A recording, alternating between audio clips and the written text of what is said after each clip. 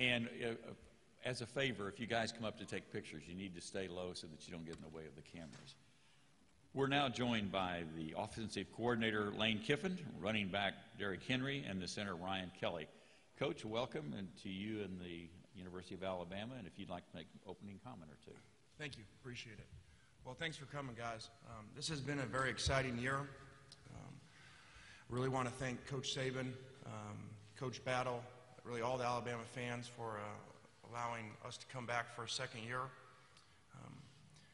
As I mentioned last year, I think that we have the best staff in America, and what Coach Saban's been able to put together, and just to see Coach Smart finally get his opportunity to become a head coach, wish him the best of luck. Know he'll do a great job. I think we need to give a lot of credit to our kids.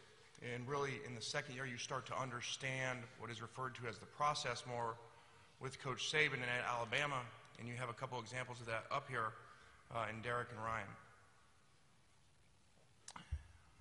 Reggie Ragland last week made a statement that I thought was really tells you everything that you'd want to know about the program. Alabama is really not for everybody. It takes special guys to come play at Alabama and go through the process with Coach Saban and the staff. I think that as you look at Derrick Henry, obviously a great year, what he was able to do and win the Heisman, and to be so humble in the way that he works every day is why he got there, very much like Amari Cooper last year. And Coach Burns did a great job with him. Our offensive line, led by Ryan Kelly, I think was the National Offensive Line of the Year. Great job by Coach Cristobal bringing those guys together, and also understand really there's only 2 returning starters in there, and really the rest of the offensive line had not played very much at all, so a great job bringing those guys together, and Ryan leads those guys up front and has done a great job this year. Jake Coker, I think you guys are going to see in a little bit, really is a good example of just continuing to compete. Was benched and not started in one game, and you think about it, Jake has won every game that he started, and so I think that was a critical moment for Jake, the way he responded, the way he played, and really how he won his team over. It was not by finesse, it was by playing extremely hard, taking a linebacker mentality to the position, and I think that he not only went over his offense at that point, but winning over his defense. He had done a great job for us, a great year for him, and an honor for him to go to the Senior Bowl. The receiver group, I think, is a really special group. And you look at the 3 guys after losing Robert Foster to injury, and think about how they came about this year in 3 completely different stories. Darius Stewart not really played very much. None of these guys had really played for us. Was a defensive back at one point here. Calvin Ridley was in high school a year ago. Did not get to us till the summer. Richard Mullaney was at Oregon State, transferred for his senior year. So to see those 3 guys come together and really in the last half of the year have been a difference in our offense from the first half of the year. This is going to be a very, very tough game. I think that Michigan State's defense is very similar to ours as far as the way that they're coached, how physical they play, the style that they play with, and give you a lot of problems. Obviously, extremely well coached. They are built to stop the run. They do a great job of that and have done that for years. Regardless of who has been there, they've done a great job. I think that what you got to look at is they start up front with a very dominant front 4. They can give you a lot of problems, obviously stopping the run, but also in rushing the passer. Very tough to deal with and really get off the ball. The linebacker group is a very physical group, led by number 30 inside. Very tough mentality, come down, hit you in the mouth type of defense. Again, very similar to ours.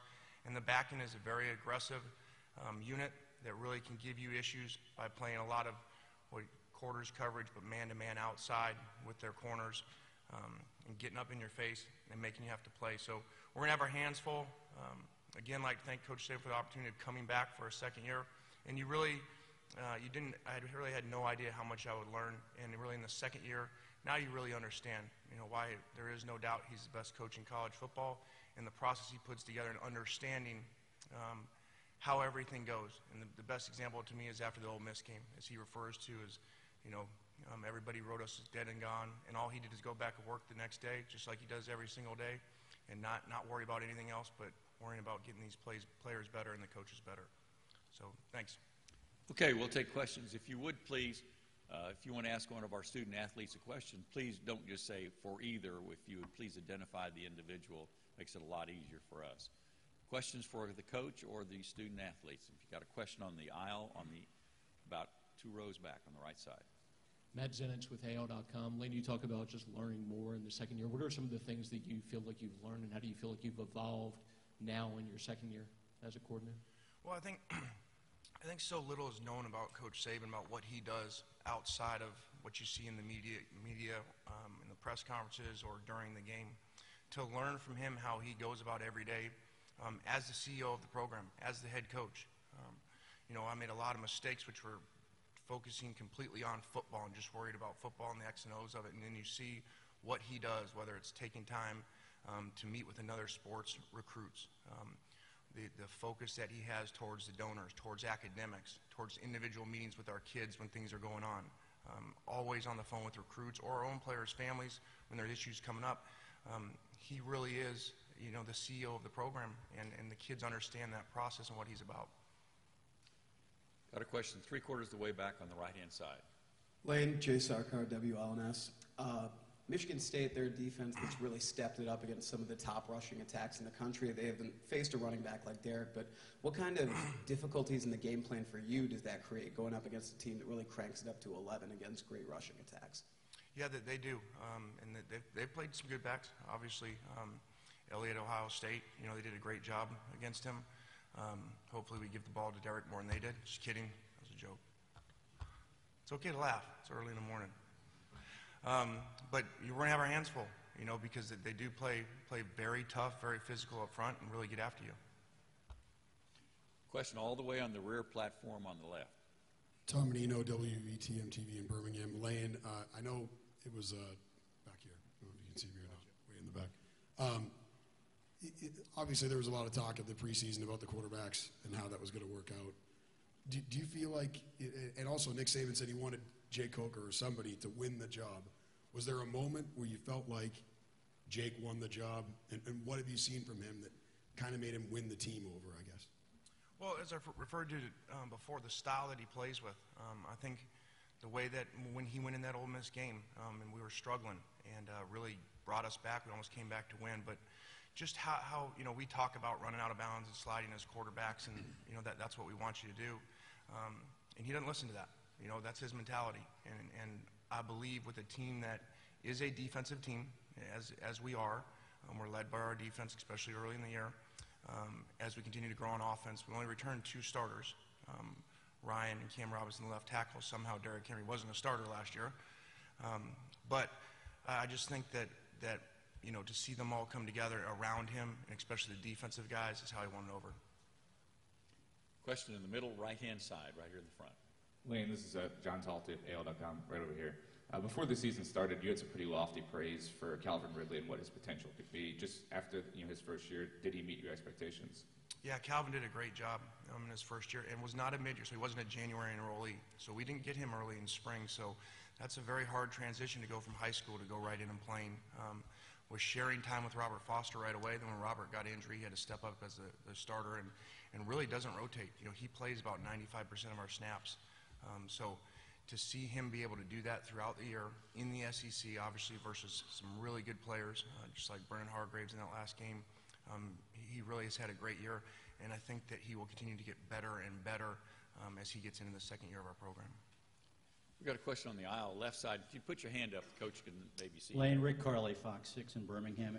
Can Derrick carry the ball too many times in one game? Well, I think that's a great question, and I never thought I'd see somebody carry the ball 90 times in a 7-day span, but somehow he just continues to get stronger, and that goes back to how he works, the way that he practices, the way that we're in the sprints, at the end of practice, and he's not worried about anything else except for getting himself better, and he's up there running with the Calvin Ridleys, the Kenyon Drakes, at the front of the line, and that's how his mentality is. It's how he's worked, and obviously how he was raised to just be quiet and just keep working. So I didn't think I would see that ever, 90 carries in 7 days, and then I think he could have kept going. I mean, he was in the locker room afterwards, like he just was warming up. Got a question in the middle, about halfway back, right side. Lane Kiffin with Alabama Media Group. Isn't this easy? You mentioned already the process of Nick Saban and some of those elements, but how do some of those expectations apply to putting together a staff? You've been a head coach at several different levels, so you have a good perspective on that. As far as just putting together the right personalities, finding the right pieces to make them fit on a staff. Yeah, I think that is a really good question, and I think learning from him on that, he brings different people from all over. A lot of the people he's kind of raised within his program, they come up from young and all the way up, and so, but then he'll go outside too, and it doesn't matter who he brings in and the personalities that he brings in and the different people from all over. They're going to coach the way he wants them to coach, every day, and we're gonna manage the game the way he wants to manage the game. So it's his program. We talked about the CEO, and so I think learning from that, I think I was much more just kind of let guys do their job. Whether it was position group coordinators on defense and stuff, he does everything and oversees everything, and so that's one of the many reasons he's so successful. Question on the aisle left side, and then we'll come to the front. Derrick. Yeah, we're going to get y'all. Don't worry, we're going to have some fun. So when y'all arrived, Coach Saban said that his favorite Christmas gift was a pair of gold-toed socks. In addition to that being extremely Coach Nick Saban, my question for all three of y'all is, if you had to get Coach Saban a Christmas present, what would you have gotten him? This will go on the ticker if I answer what I'm really thinking. Go ahead, Derrick.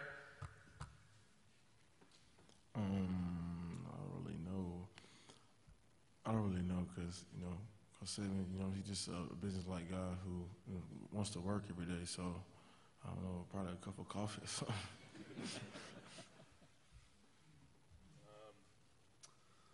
I was trying to think about it. I don't really know because I don't know if there's too many things that we would get that he would wear. But yesterday they presented him with a cowboy hat, so that was pretty cool to see him put it on. So maybe I'd beat them to the punch and give him a cowboy hat. I don't know. Got a question on the front right here, and then we'll go to the side. Two questions. First one for you, Derrick. I'm curious, Michigan State's front seven, you've played a lot of good defenses. They're one of them. What sticks out to you on film when you watch them, please? They got a big physical front, and they do a great job. They're very disruptive, very fast, and try to control the line of scrimmage. So, we've been practicing hard, for these guys and watching film on them. Offensive line, been doing a great job this whole process of blocking and practicing hard. So, they're a very good defense and do a great job for what they do. Obviously, they have they like to blitz, they like to attack. I'm curious, as the quarterback of the offensive line, what do you notice when you look at the different blitzes that they bring and how they like to do different things? Well, I think, college football is always changing. Defense is always evolving, so we kind of have to evolve with them. So that's where the film study comes into play. We have a lot of great analysts, a lot of great coaches who put together great game plans for us so that we can go out there on Saturday or whenever the game is and play fast and not worry about too many things. So they're a really sound defense. They do a lot of great things. They do them really well. So we're going to be up for the challenge, and I'm just going to have a great week to prepare for them. Got a question on the aisle right side. Two questions for Lane. First of all, how much do you feel like the offense has changed concept-wise and schematically from last year to this year and even from the beginning of the season to where you guys are now? Yeah, I think it's changed a lot. And, one of the things Coach Saban talks about is always utilizing your players and not just trying to do what you do. And so I think the offense is a very good example of that. Much different, obviously, from last year. Very different quarterback, from Blake to Jake. Having Amari Cooper, catching 125 passes, and then a year later going to games where, we're running the ball 80% of the time in the game. We're giving it to Derrick, 46, 44 times. So really just continuing to try to grow. Spent the offseason at a couple different places. Coach Saban allows us to do that, to go get some new ideas. And so I think that was really critical coming in, is really in that opener, right here versus Wisconsin. I think as we look at that game versus a really, really good Wisconsin defense, we were not at all like we were the year before. And I think that helped us in that game, being very different and finding a way, for instance, going down to see Tom Herman and how they utilize the different motions and the fast stuff that they do, and then going into this year, using that kind of with Derrick back there behind the quarterback and Kenyon Drake or Calvin Ridley as the motion guy. Question. With each quarterback the last few years, it seems like they progressively improved during the course of the season. What were some of the areas that you identified early on that you kind of worked on with both guys during the course of the year to get them to the point where they had been at the end of the year? Yeah, I think what the part with Blake, where what really helped him is we transitioned to a no-huddle offense. We got him out of the huddle. We played a little bit faster. He was able to have some run-pass option stuff, not as much pro style as we've always been, or especially was here at Alabama. That's really where the change started taking place. Then we carried some of that over into this year, and then I think with Jake, it was really just playing. Neither of these guys had played really at all, besides in some backup, late in game duty. So, you're a freshman until you play, and even though Jake's a senior, he hadn't really played. So I think you see him make mistakes early, like anybody would, just like a rookie would in the NFL, and then learn from those and get better. And he's done a much better job in the second half of the year of handling the defense, changing protections, being the quarterback instead of just trying to win that specific play, managing the play and managing the entire offense. Got a question on the left-hand side on the aisle.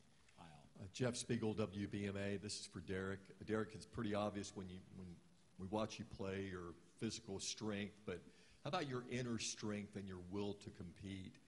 Where did you get that, and who would you attribute that to? I've been playing sports all my life, so I love sports.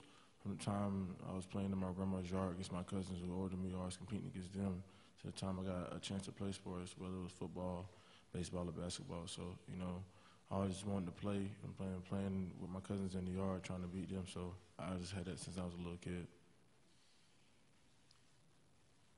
Got a question on the aisle. Lane, Rick Carley, Fox 6. When you took this job a couple years ago, so many Bama fans are out there saying, oh boy, this is not going to work.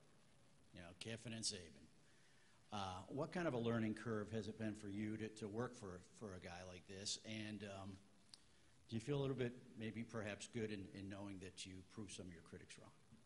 Well, I don't worry about that. We can only worry about what we can control, and that's getting better as a coach, learning from Coach Saban, from the other great coaches on our staff, continuing to study different offenses. There was a transition, and I think that just becomes from, I don't think that was anything about Coach Saban or myself. I think just being an assistant coach again. There's a transition. You're not the head coach and had been a head coach for a while at a couple different places. So just getting back into that and understanding that role, and also you got to learn your head coach. You got to learn his expectations and how he puts them out for you. And one of the things he does that you understand early on is that he's not going to sit on anything. If he's thinking something, whether it's good or he's upset or whatever, he's going to tell you right away. And he explained that to me one time. He said, I've been around coaches, that sit there and maybe talk about it, but they don't really do anything about it. He's going to always deal with it, and then it's over. You move on to the next thing. So there's just a transition. That's why I talked about the second year. I think it was very critical to come back for another year to continue to learn from him and understand how it all works, and to see where last year was kind of smoother. This year had a little bit more adversity in it, and more new guys playing and things happening throughout the year that he dealt with, and you saw how he managed those. Okay, this is the final question for in here on the platform on the rear. Tom Menino, WBTM-TV in Birmingham. Lane, I know you've coached in places where there's a lot of pressure to win. I'm sure this is nothing new to you with the pressure to win in Tuscaloosa. How does the pressure to win at Alabama compare to maybe some other places you've been? And also, as a coach, how do you help your players manage the pressure and the expectations outside the program?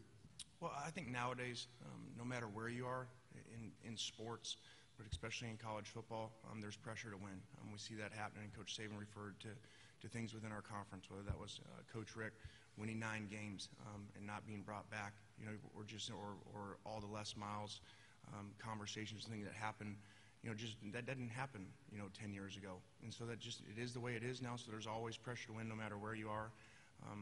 I don't have to do anything with our players. Again, this goes back to Coach Saban and the process, and always teaching them, always helping them grow as student athletes. So There's so many speakers he brings in. There's so many times he addresses subjects throughout the year on his calendar with the kids to help our kids grow.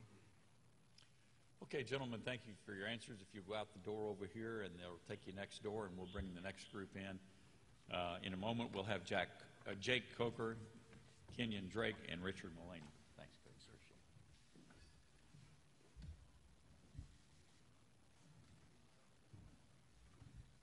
While we're making the transition, I've got a couple of other pieces of information that might assist you a little bit. Wi-Fi is available here in the Omni Media area, and if you choose to do so, the password is Cotton Bowl, but it's case sensitive, capital C and capital B, all one word, Cotton Bowl, capital C and capital B. Practices for those who wish to cover a 15-minute practice window for Alabama, and a bus will